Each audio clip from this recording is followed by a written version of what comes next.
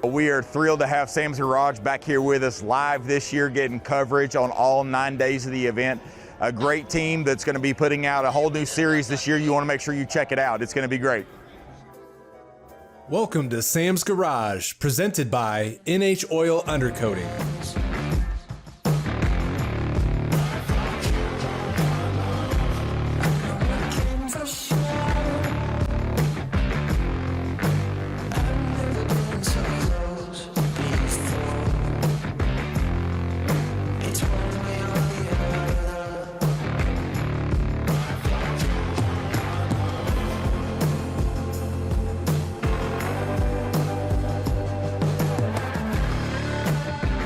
First, 135 Classics take on the Great Race, 9 days of precision, teamwork, and pure Americana from Minnesota to South Carolina. Then the journey continues through Pontiac down Route 66, where family, heritage, and hometown pride keep this rally alive. Back at the shop, Southfield Classics pushes electric power to new limits with an 800-volt motor packing 750 horsepower.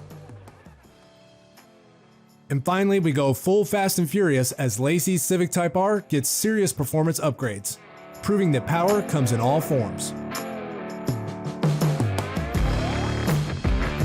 We have 135 plus cars in the Great Race. Checkpoints along the way that they don't know in advance, and so the goal is you're going to stay on target. From start to finish, it's like family to me. So keeping it maintained, keeping it running hard, it's a complete family member. It's an experience. All the workers, all the towns that have been welcoming us. Winning an ace in the Great Race is just, it's one of the things that just lifts you up. Were we on time and everybody else was wrong? Were they on time and we were wrong? I guess we'll find out tonight. The Great Race is brought to you by Car Capsule. From roadside fixes to hometown welcomes, the Great Race brings people together for 9 days of challenge, camaraderie, and pure adventure across America. The spirit of this race started back in St. Paul in the starting line when Della and her mom, Anna, were in their Mustang. They were right in front of me, and they heard a noise. I saw them jumping out of the car to see what was going on. And everybody, 3 strangers from the show and myself, went into the engine bay to see what was going on, and it was the fan shroud, correct? Yep. So we had to take control of the fan shroud. We tried to adjust it. They tried many different times. Finally, we cut it out. No problems. She's gone 3 days. She had another problem today, and tell us about that. It's been a hard day, hard few days. We were just going, and it sounded like we had a flat tire, and then it was kind of shaking, and I thought, oh, a magnet fell off, our weight fell off. The acceleration was weird. The rim.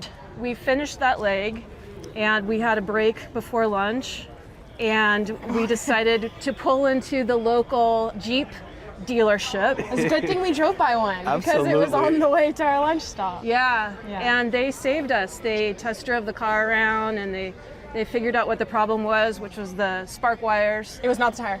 Yeah, it makes it feel like a torque converter or a transmission, you know, but it's a misfire. Yeah. And it was arcing on the alternators, so they were very nice. They taped everything apart, separated from the metals, zip tied them away so she could continue on. You got in front of us and took off. Which is my favorite part. Very impressed with all the work that goes on behind the scenes, how they find the routes, you know, negotiate the speeds and all the timings of everything. There's a lot of logistics, obviously, that goes into this, so very impressed at what they're doing here. Yeah, as a rookie driver, I'm really impressed with him. He's been really excellent about taking instruction and holding speed. I'm married, so I'm very used to important. It. Yeah, that helps a lot. Mr. Shake I'm married to his youngest daughter, so he's my father-in-law. And being here the first time, one thing that I'm noticing that I think is very cool is there's a lot of families here, multi-generational participants in this race. So I'm looking forward, if I get a chance to come back in the future, hopefully my wife and kids get to come be a part of it, and maybe the kids can grow up enjoying this as well. It's my dad, Jan. I'm navigator and he's driver, so we joke that I get to tell him what to do for a whole week, so that's my chance to be his boss. So we enjoy that. And I get the privilege to pay for it too, right? So this is our second race. Last year we did the race up till day 7 in this car, and then on I-95 in Connecticut, the car said, we're done, we're out of here. The transmission blew, and that was the end of the race. So we are here to actually finish the race, because that's what we've been told. If you finish, you win. This has been the car I've learned to work on cars with, so very grateful to have the opportunity to work on this thing. And I'm grateful too, because I get to enjoy the fruits of his labor without having to pay for it. Well, that's not true. You still pay for it, but different rates. It's been fun. This is like a penultimate father-son thing to do, and he gets to yell at me for 9 days, and that's fantastic. So my job is to kind of pull a lot of the details together and a lot of the behind the scenes things. So all these great rally teams we've got from around the world that are here, I work with those guys to get them all registered, make sure they've got everything they need to get here. I get them paired up with our great rookie mentors, the head keys, to get them dialed in as far as like what to expect, how to use their time wise, all those things. Our veteran racers really step in to help educate the new rookie teams how to do that. It's a family environment that you just can't even imagine. Welcome back to Sam's Garage, presented by NH Oil Undercoating. The great race rolls on. 2,300 miles of family, heritage, and hometown pride. From Pontiac's classic streets to Route 66's open roads. It's not just a rally, it's a living tribute to the people, the cars, and the stories that keep America moving. The great race is brought to you by Rod End Supply. We don't just sell them, we race them. Pontiac, Illinois. I'll let the mayor take that. We are a population of 11,000 people in central Illinois, agricultural community, primarily corn and soybeans grown around here. We are well known for Route 66, and we get a plethora of visitors here from all over the world to our museums in our downtown, our beautiful courthouse, and all the good things in this Americana community. I worked with Jeff and Houston from the very beginning when they picked Pontiac to be the host for the lunch stop for the Great Race. We were prepared as much as we could be for this event and making sure that we could really hone in on the correct audience and make sure that people knew that Pontiac was the place to be today for the Great Race. Hello, sir. How are you? Good. How's it going? Oh, wonderful, man. It's been great. There's a blue and a white tent right there side by side. There's a lunch in there for you. So. Awesome. Thank you so much. You Thank betcha. you for the welcome, too. I appreciate it. Thank you. We started off in Moraline, Illinois. Today it felt a lot better. We're not soaking wet. It was a nice ride coming in. Saw the most beautiful farm country. We saw the corn get taller and taller as it went further south. So talk about corn country for sure. I don't want to hear any complaints about gas prices up here. We are in Pontiac, Illinois. We're here for the lunch stop. As you can see, the whole town has come out to greet us. That's what's so cool about the Great Race, is the way that people come out and show their gratitude and their love for the sport. Now we're about to go have some lunch, and then we're on our way to Springfield. All of this navigating, I'm burning a lot of calories, and sitting next to this guy, I got to listen to him drone on and on and on. But it's been a lot of fun. And we're a little more dry today. Yeah. So we're going to go get some lunch that's provided by the locals here in the town. And then there's a little Pontiac museum. Let's go check that out as well. We've been here since 2011, so almost 15 years at this point. We focus on Pontiacs and Oaklands, and we have Pontiac buggies from the 1890s and go clear up to, we actually acquired the very last Pontiac, a 2010 G6. We have everything in between, so GTOs, Trans Ams, Grand Prix, Firebirds, anything you can imagine. So one of the nicest cars we have on the floor right now is a 1970 Formula Firebird with 436 actual miles on it. And when I have time, I actually go out and encourage people to open the door and stick their nose in there and smell what a new 70 Firebird smells like. And then the other great thing about it is when you shut the door, and those who have restored an old car, when it's so solid and sound like that car is, you know that's special. We've also opened a second Pontiac museum in Pontiac, Michigan. And next year, both museums are going to be celebrating the 100th anniversary of the Pontiac, which started in 1926 by Edward Murphy. So we're pretty excited about that. And here in Illinois, it's a double celebration because it's the 100th anniversary of Route 66 next year as well. We drove a little bit through Route 66, which is cool because I've never been. Yeah. And it's like through a neighborhood and through little towns. Pretty cool. It slid off the road a couple of times. There was a lot of gravel everywhere. Everywhere we were at, there was a ton of gravel. But because the driver is so good, we did not slip off. Yeah, because the navigator said, slow down, there's gravel. Everybody was safe. No cars that we really saw had terrible troubles. It was just a great day of racing. Our times were good today. Very satisfied with our day. When we come to a stop, we come to a sudden stop from speed. Sometimes you're going 40 miles an hour and you're relying on everything to work properly. And when you got gravel, something that you haven't thought about, a factor that's not there normally. Yeah, right through the intersection. Right through the intersection.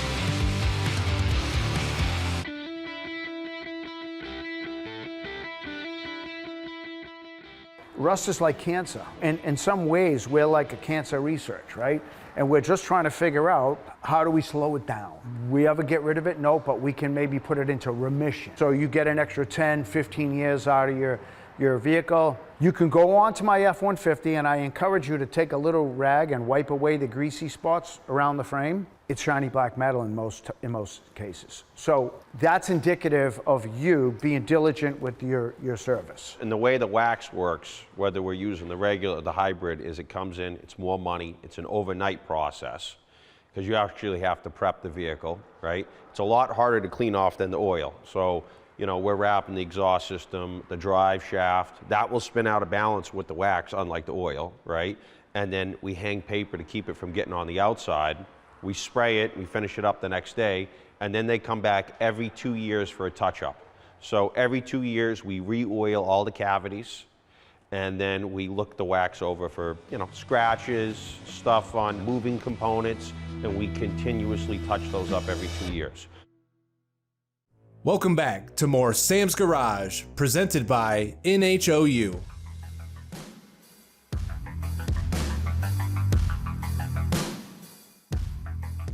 We're back at Southfield Classics, diving into the future of performance.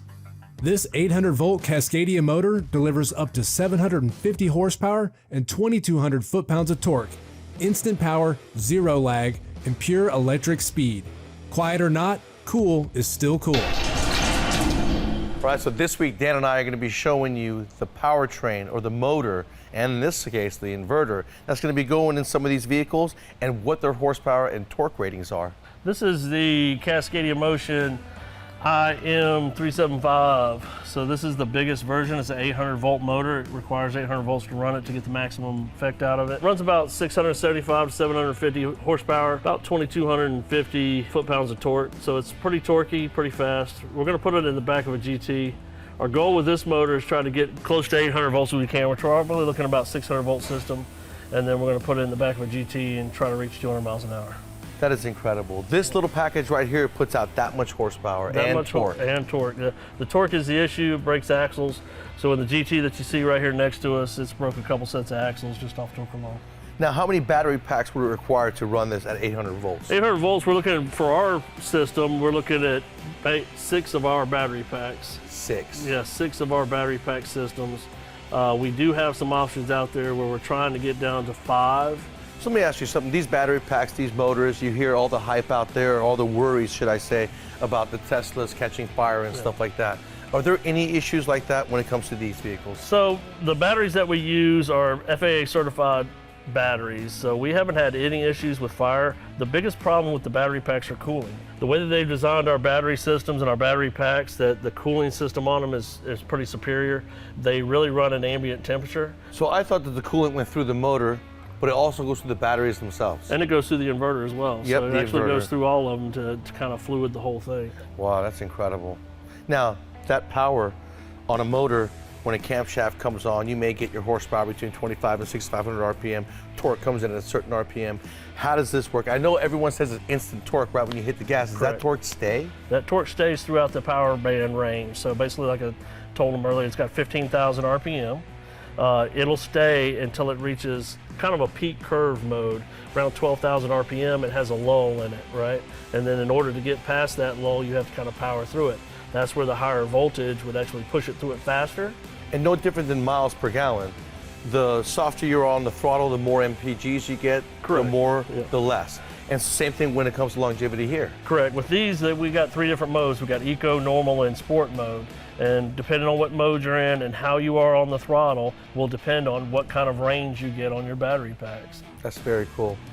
And so what we're trying to do here, guys, is take all the rumors that there are out there with the EVs and try to educate you guys out there. These Southfield Classic vehicles are high voltage. They've got all the issues taken away from them. They don't have the software problems that you would see out there. They're good-looking vehicles. They've got all the hot rod components on the chassis themselves. I just don't understand why nobody would want to jump and get one of these. You know what I mean? I mean, they're just as fast. You know, a lot of people have issues with the noise and the sound. Well, it doesn't make a sound. It doesn't make that hot rod noise. And I tell everybody I'm a gas burner guy. That's what I grew up around. That's what I believed in. I still believe in it today. But once you get past that noise and you understand that speed is speed, doesn't matter if it's loud or quiet, right? It's going to produce what you want. Cool is cool, looks are looks, components do the same thing. So really, if you're a gearhead out there, you guys have a collection, in my opinion, everybody should have one of these in their collection because that's what gearheads do.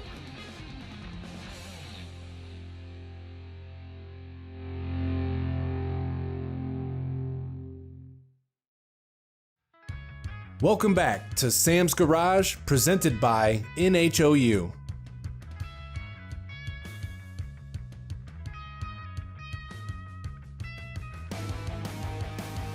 It's import versus muscle in the shop today.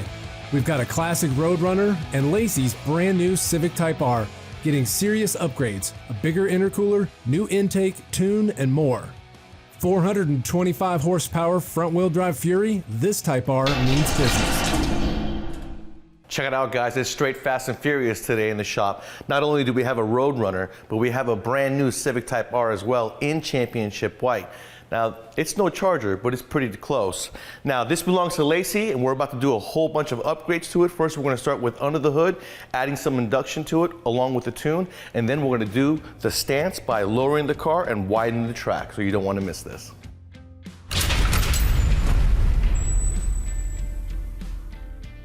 All right, guys, so that's probably the most difficult part of this job is removing that bumper, and please be careful. I got like maybe 2 bolts, and the rest is plastic clips. But this is a Civic Type R. Let's talk about what this thing has. We have a turbo intercooler. We got brake ducts, right, to feed those big Brembo brakes. On a Civic, right here, we have an air induction that goes in with a seal around the hood to give you cold air going into the intake manifold. And we got cold air to go ahead and pour onto the top of the engine just to keep things cool. So what we're gonna do today is we're gonna add horsepower. And when you add horsepower, you add heat. So we're gonna change out this intercooler and give us a more efficient, higher capacity intercooler to keep that air charge colder. That's gonna give us a little bit of lag. Then we're gonna replace the radiator. We got a single row plastic one. We're gonna go to a 2-row aluminum one. And then we're gonna do the intake. And after we're done with the intake, we'll go ahead and tell the computer what we did with the HON data. All right, guys, you can see the massive difference in size between the AirTech intercooler and the factory Honda one. So what this is gonna do is make it to where the charged air is gonna be much cooler. But if you notice, it's much bigger. So where lag comes into play is the turbo has to fill this extra space up before we get positive boost. That's gonna take a few more 100 RPM to get the spin of the turbo to fill that up. So that's where lag comes in. But in the future, when she does replace the turbo to a bigger turbo, it'll very quickly fill this up and make a whole bunch more power. To remove the radiator, the intake box was in the way, so I removed that too. So everything was completely disassembled. And then I went back in procedure step by step as to what was gonna be in my way and what wasn't. The first thing to go back in was the radiator. Put the condenser back onto the radiator, place the intercooler in place, put the intercooler piping back in place. Then I went on with the intake. I put the intake box in place, and I put the other pieces in place. Now this is 2 different manufacturers for the intake. The Infinity is made out of the UK, and the PLM is here in California. Unfortunately, they don't jive together. So I had to make my own hose here to put this on temporarily. The tabs are not welded onto this pipe. They may have forgotten it, I don't know. But we got a new one coming. We're gonna go with an Infinity one from the UK. That's gonna work just fine until Lacey gets the new one. So make sure we put everything in place, do a good job, because when I put the bumper on, it's gonna be final. So I did that, make sure everything was cool, put the fan back in place, making sure to tighten all my 10mm nuts and bolts for the fan, put the bumper back, put all my fasteners back in place, and we are good to go. The last thing I'm gonna have to do is take my Honda Flash Pro, tell the computer everything that I just did, and gain about 65 horsepower. So this thing, when I'm done, should make about 350 to 360 at the wheels, which is about 425, 430 horsepower on a 4-cylinder turbo that weighs less than any American hot rod out there. That's why these things is the fastest front-wheel drive on the Nürburgring today in Germany. You know, it's hard to imagine that Roadrunner is a muscle car, and yet this Type R will run circles around it, especially with all these upgrades. I really like the blacked out intercooler. Next week, what we're going to do is work on the stance by lowering it and widening the track. Be sure to check out Sam's Garage on these other media platforms. Send us questions and feedback to info@samsgaragetv.com. From vintage rally cars to all-electric power and modern turbocharged speed, this episode celebrates every corner of car culture. Thanks for watching Sam's Garage.